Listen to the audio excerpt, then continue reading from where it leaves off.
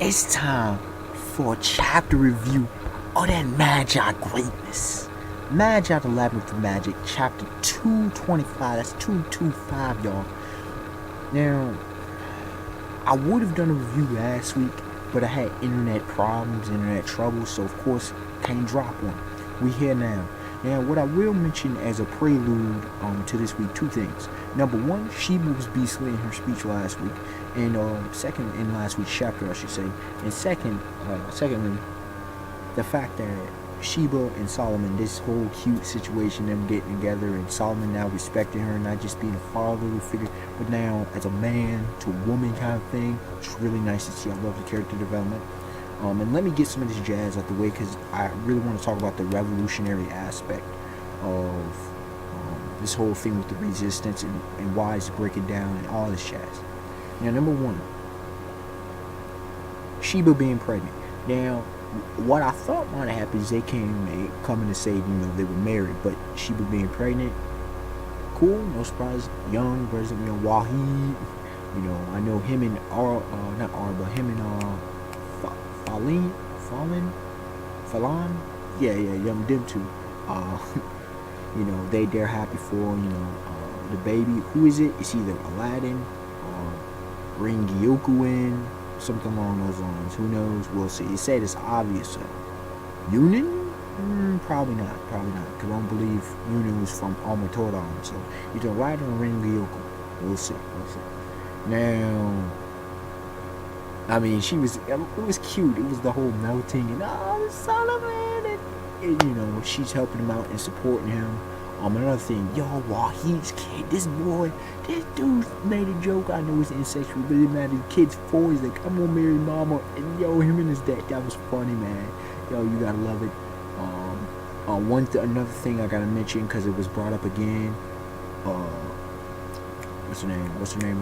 Even at a young age, Sheba is the third most powerful of those in the resistance after Solomon, or King Solomon as they like to call him, which he doesn't want to be called, and Arba themselves, okay? So her board, like her getting out of commission for the pregnancy is non-essential. So what she's going to do is she's going to slow down and she's going to pull some Portuguese de Rouge,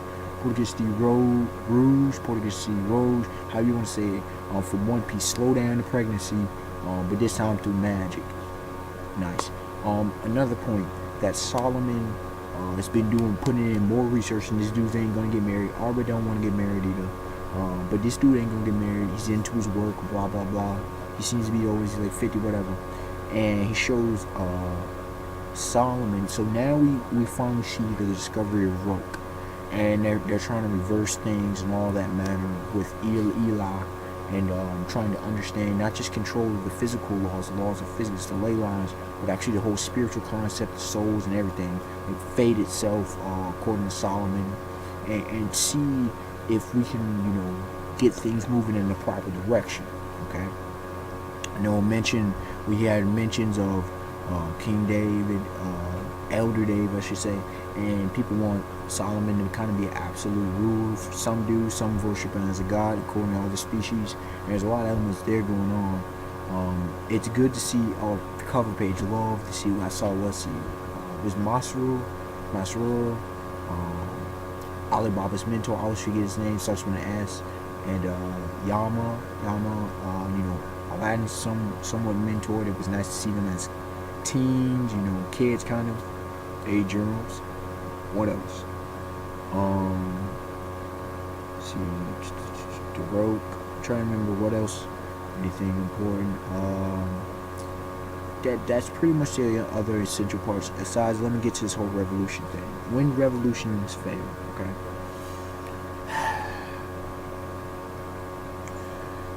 It's hard for peace, dog. Like, once the common enemy's gone, now the work actually begins, setting up a society. And these barriers are serving both a positive and negative at the same time. Whereas it's keeping things out. The nations are starting to form through the other species. Species are becoming very tribalistic. There's fear of the other, fear of the unknown.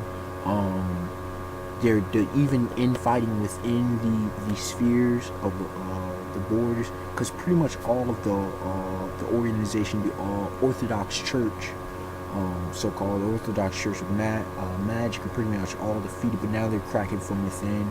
You got some of the resistance magicians influence inciting fights and whatnot. Then you have others, just the nations, just not the different tribes, the different peoples. They're not getting along. They're not seeing the peace. And Solomon, it's very pressing and it's very tiring. And Sheba's just there. She's, coming in, but Solomon can't be everywhere. So this whole thing, this whole concept about the fact that, wanting an absolute monarch, like, people are just ready to forfeit. They want too often people want the easy way out. They don't want to put in the hard work. Okay? They don't want to try. They want whatever's easy. Okay? They don't want to understand other people. They don't want to think. They don't want to have freedom. They don't want to be responsible. People don't want to be accountable. Okay? They just want to just live how they want to live. They want to live how, they want to, what's I'm trying to say? They want, others just, live as you, if you live by my way, it's my way or the highway. If you live my way, everything is cool. But if you don't vibe with me like that, if you have a disagreement, instead of, allowing each other to disagree, no. I have to be on the same page. And if you're not on the same page, war. You know what I'm saying? These different ones, these causes, and the fact that they're so easily swayed is too damn sad. And these are sentient beings, and it shows the truth. Too many people are sheeple. They're sheep in their mindsets. They don't think for themselves, okay? They allow others to dictate the way that they operate. And the fact that they're begging for them, and Solomon doesn't want that. He don't want to be a king. He doesn't want to be a god. He doesn't want to be like his father.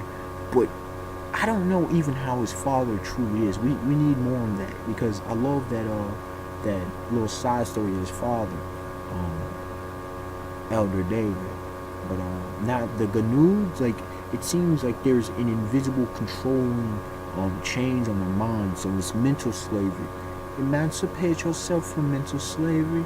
None but ourselves can free our minds. On some Bob Marley status, okay?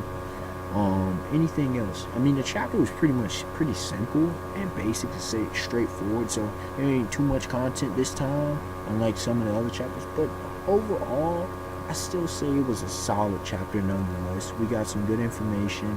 The pace is alright. We got a little bit here, but a little bit of plot progression.